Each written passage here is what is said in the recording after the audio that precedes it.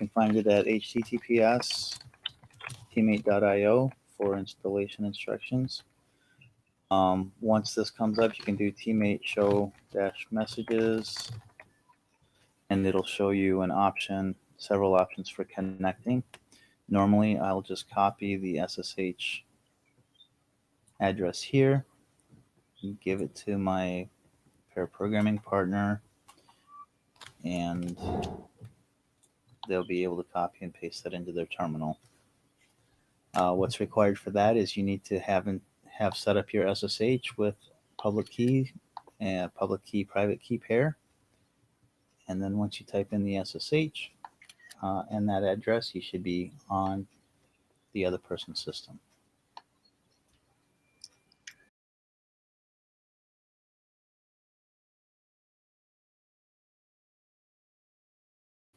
I see that with the message down at the bottom.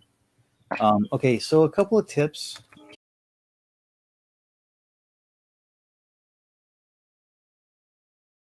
So let's clear this. I'm going to run a Vim server here, and we're going to open up the FizzBuzz file that I've prepared here. I can do here is like RI for Ruby Interactive. So if I want to look at array method or class, I can do that. Yeah. And there we go. And then an IRB session here, maybe with simple prompts, where I can ask Ruby about things. Yeah. Okay, so I think what we are going to pair program today is the FizzBuzz exercise. Yeah. And Bud has some Vim experience, so what do we want to do to actually achieve what we want to have happen here? So we can have a simple exercise like how to solve a FizzBuzz kind of a problem, and just to just to showcase like how the people interact in the pair programming. Just for the knowledge purpose, in a pair programming session, there is there are 2 person involved, or more than 2 person in a few cases, and one is called as a driver who mostly code, and the other are kind of a observer. They give interact, and they give review the codes and give their ideas and share the knowledge.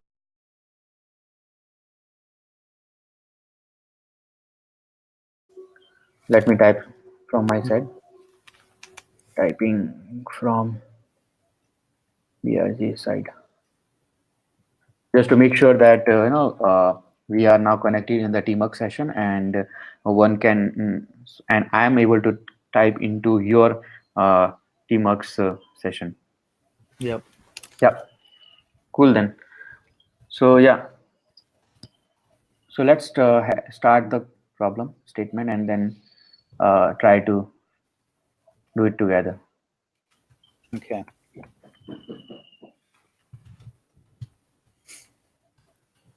Okay, so the FizzBuzz game. Basically, we give an integer. If we say 1, then it's going to be 1. If we say 2, it'll be 2. If we say 3, then it'll be fizz instead of 3. So we want to replace the numbers if they're divisible by 3 with fizz, and if they're divisible by 5 with buzz. If then be FizzBuzz, as would 0. Yeah. Okay, so what's the simplest thing that we can write to make that happen, Bud? So we will like we'll say 1, like getting the first thing first, like okay, if the digit if the number is 1, given number is 1, we print just 1. Right. So if we ask the user for an integer, if we were doing this interactively, we might say gets, we might say integer equals gets, And we probably would chomp it, but we don't care about that so much. We just want an integer. Mm-hmm. And now if I actually ran it, I want to run it over here. So I'd run FizzBuzz. I'm going to update our file, Ruby FizzBuzz.rb.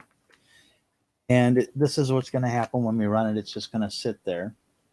And we might think that we're waiting on Ruby, but really Ruby's waiting on us. So let's go ahead and type 1, and our program completes. Completes, yeah. What we're missing here is some kind of a prompt where we might put some message to the user. Yep, some kind of a prompt. And when we run that, then we'll know that it's waiting on us instead of the computer. All right. Now we need to figure out how do we take that number that we were given and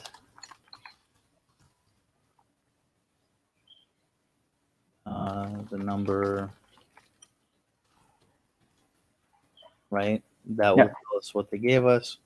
But that's not what we want to solve here. We want to solve converting a number to potentially a word, or if it's not necessary, then just that word. Yeah. All right. So let's go ahead and write what I like to use is doc tests. I'm just playing. I can say if I have a 1, I get back 1. And that's really kind of an easy thing to do. If I type in 1, I get a 1, just like 1 or B. Yeah. But what do I want to do? I don't want to test Ruby. I want to test some kind of behavior, something that we've provided. So I think FizzBuzz might be the method that we have. And I can put method in argument 1. And in this case, I would expect just the 1 back. 1 only, yeah. Right? All right, so I can save this. I want to get rid of this. That was fun playing with that, but that's not what we want. So we do FizzBuzz. And when I write the method, then I can update my file. And if I was running my tests immediately after every write, then I will know if it passes or fail. Yeah, that's the cool stuff. Yeah, that gives us immediate feedback. That's really what we want when we're solving problems. We don't want to have to write 15 things, it breaks. Well, which of the 15 things that I do broke it or doesn't allow it to work? So I think here we just want a 1 that satisfies our test. It doesn't satisfy our test, so it's actually the wrong thing to do, but it tells us right away. Let's ask for a number in our method. We go from an error to a failure. And now if I give it a 1, it'll pass. All right. Yeah. So following this pattern, can you write a new doc test that says what happens if we give it a 3? Or so okay, sure. So let me copy these 3 lines first so that I don't need to repeat all the things. If I have 3, if I have a 3, sorry, I should have done 3, and I get back fizz, right? Yeah. Okay, so and similarly I have to okay, W. Okay. R3.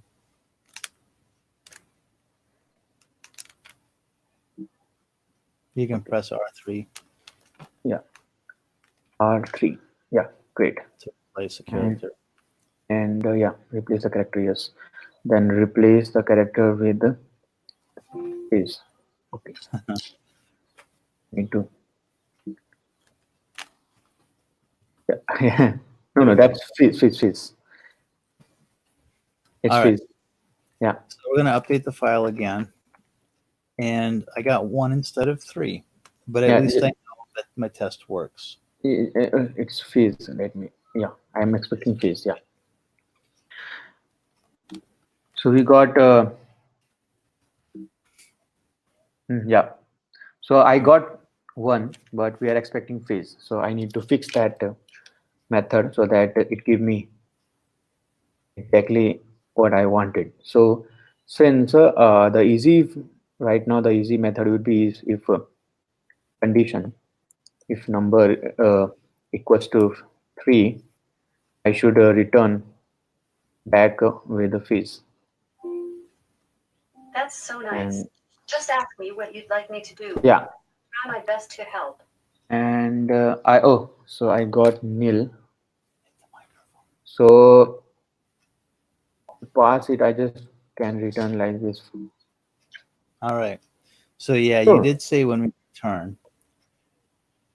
Um, That's nice. In order to return something in Ruby, though, we can do it implicitly. This line won't mhm, return. It's called an implicit return. It's the mhm. last evaluated statement in Ruby. If I update, I now have both passing tests. Yes, yes. So we can use a return if it's an early return, Mhm. and we can refactor this now. So Yeah. let's go ahead and refactor this with a long form if-then statement. Yeah. I consider this a short form if-then statement because, well, if-else statement, because the else sits out here without the else statement. If this happens, then it happens. This will happen unless there's an early return. So this is really the happy path, Yeah. right? Yeah, And we this- can have a one line if return statement, like return fizz if number equal to 3. Yeah. Otherwise, we could do else one. Yeah, else one. Okay. That Now- will also. I want to talk about that return statement inside my conditional block then. Do I need this? What's the implication of No, it doesn't. We don't need it now. I don't need it because it's really saying return the if statement itself. Statement Right. itself, yeah.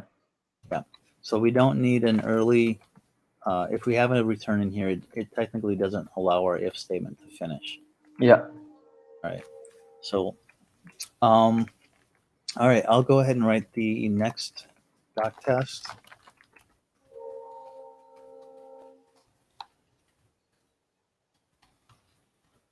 And I do FizzBuzz 5, and I expect to get buzz back. Yeah. And I get 1 back. So now how do we fix this? So we just add another if condition, like if number equal to 5, then return buzz. You can write that way. Okay, To so make- I can use an elif. Yeah, elif.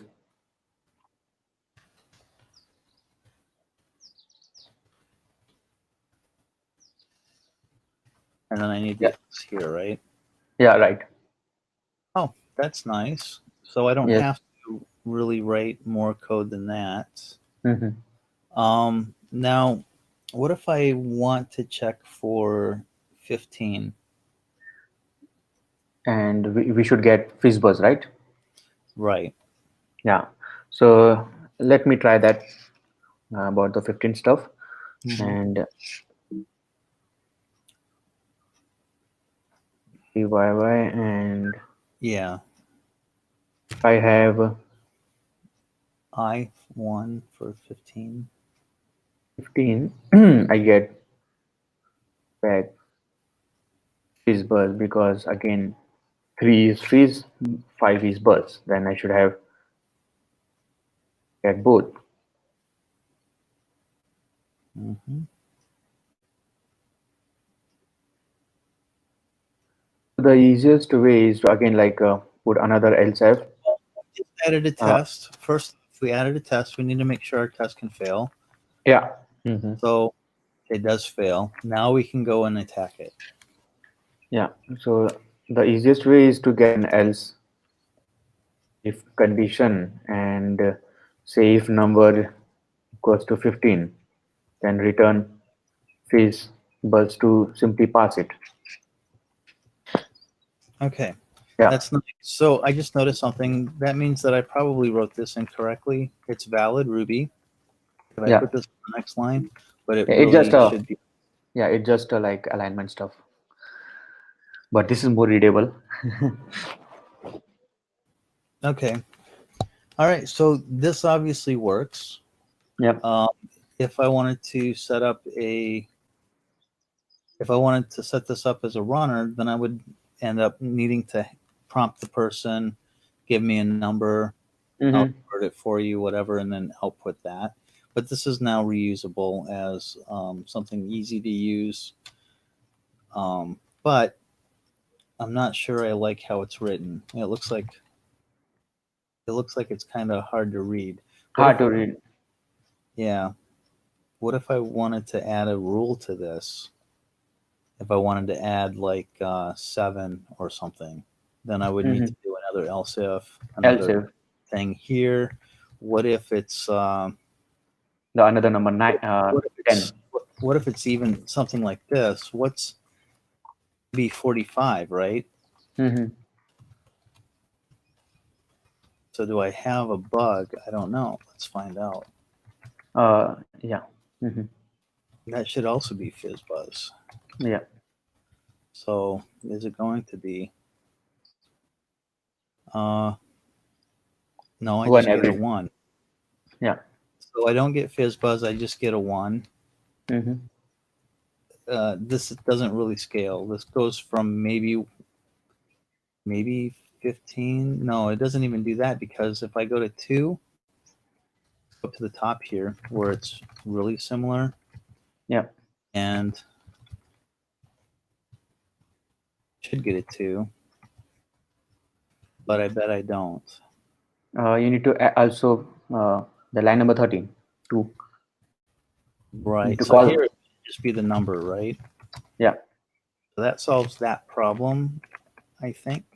You need to fix that too in the argument. Yeah. Fix our test. Yeah. Yeah. Got to be careful about the tests. If you change them, got to make sure they're saying what you think they're saying. Yeah. Okay, so we know 1 works, we know 2 works, 3, 5, and 15 works. Mm-hmm. 45 does not work. Yeah. So we're doing something wrong. Conceptually, what are we doing wrong here? So we are making the values hard code, and it's not scalable. And now then we introduce a new number. We have to write another if else, which is not scalable. Right.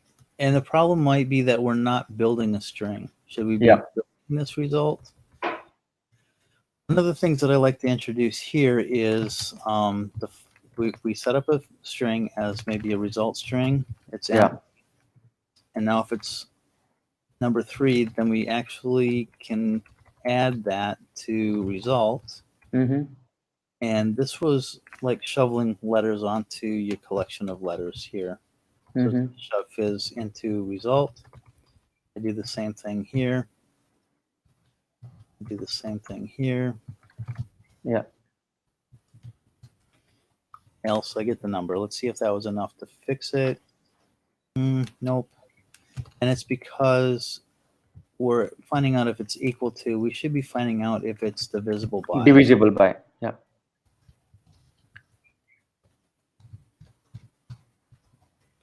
All right. So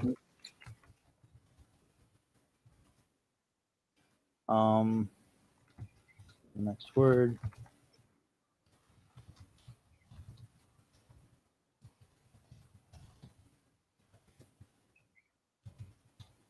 Yeah. Percentage sign. Yeah. And the else if is no longer valid, and each one of these can stand alone, right? Yes.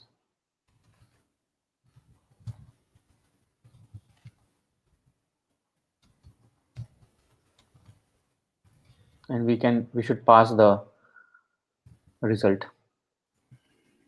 We should return the result. There is another and before. Yeah. Yeah. There we should write number. Yeah. Turn result here. That's going to break a lot of our code, and that's fine. Why to have explicit return at the end? And Okay. I go Yeah. ahead. Yeah. Also, we don't have the number 1 and 2. We don't have what? 1 and 2. We are not testing 1 and 2. Then if number is 1 and 2, then it's getting skipped. So Right. probably we can have result equal to number, and if number is 3, then then okay. Okay. And then we can do number if it's not empty. Yeah. Okay, so we've got 1 and 2. I'm getting 3. I'm getting If I have 3. return the result unless the result's empty. So yeah, we are failing on the perfect edge cases. So if you have 3, then I should get fizz. But I'm getting 3 instead. Can you check that number percentage 3 is working in the IRB? Right here? Yeah, in the IRP session, that number percentage 3 is giving me the exact Yeah. condition. Yeah. Do 15 divisible by 3 gives me 0. Can you check the complete line, that snippet? Yeah. Yeah, you can check that. So if I do number equals, let's do 2. 15. Yeah. And Let's then check. do Yeah. number 3 at 0, I should get a false. And if you do number equal to 15, then true. It is getting me true, but can you print the result, like what we are getting result? I can. Okay, so this is good. Here Yeah. we'll do P result. We want to do a P because it will give us So if you see, it is basically adding. I guess Yeah, I think we need if else here because it is repeatedly adding stuff. Again, the 15 is a very kind of a big number which is divisible by 3 and 5, and also by 15.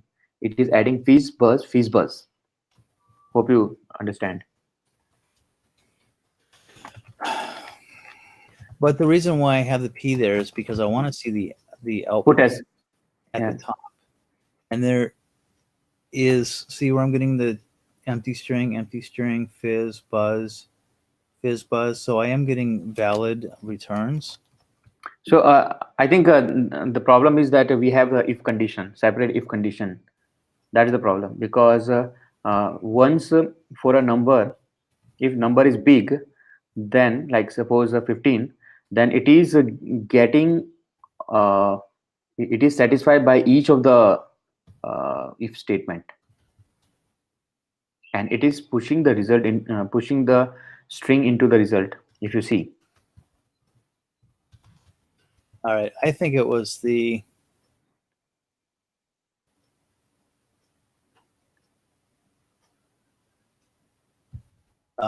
okay. So I think it was because I wasn't returning early. So I want to return the result, and I was just saying result unless, and then I was always returning the number. So that was the problem with that. But our problem now is that this doesn't need to exist. The 15 doesn't have to exist because I'm building up the string, the result, exactly. Fizz and Buzz added together if they're necessary. Yeah. Or one or the other or none. And now if I update this, then I get all passing result. Yeah. All right. So this is what's good about the immediate test. The bad thing is it can kind of cause you to panic. You see them explode, and then you go, okay, what am I trying to read? And you got to be careful not to dig too far into it. But let's add another one test cases so that I don't know our program, make sure our program is fine. All right, let's start test for 0 because that's divisible by everything. Well, the reason I like to have this test here for this exercise is because it tests for everything. If I add another rule in here, it will pass that. It'll solve for everything. So if I do FizzBuzz here, then it passes.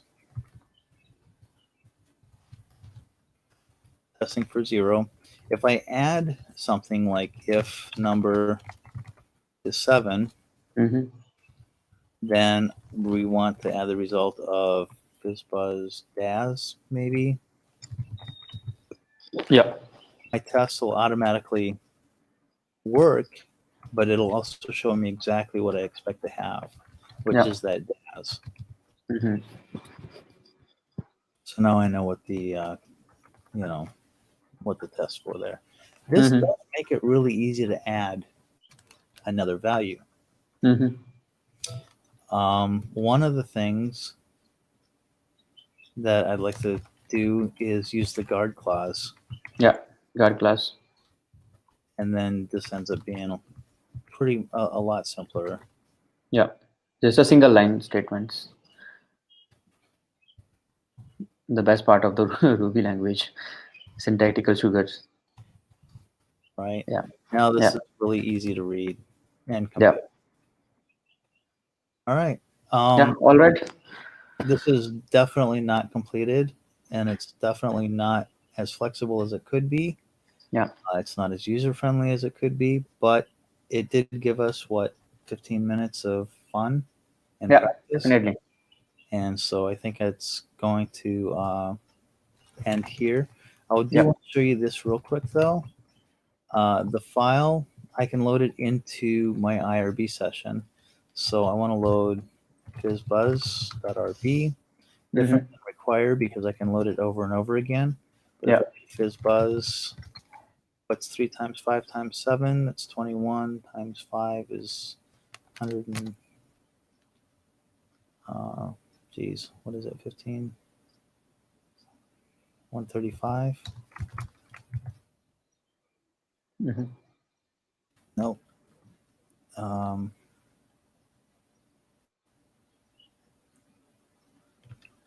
35. 7 5 are 35. Nope. But we can test it all over the place, right? And know that it's working. So if I do FizzBuzz 3 times 5 times 7, I get FizzBuzz DAS. All right. So all right.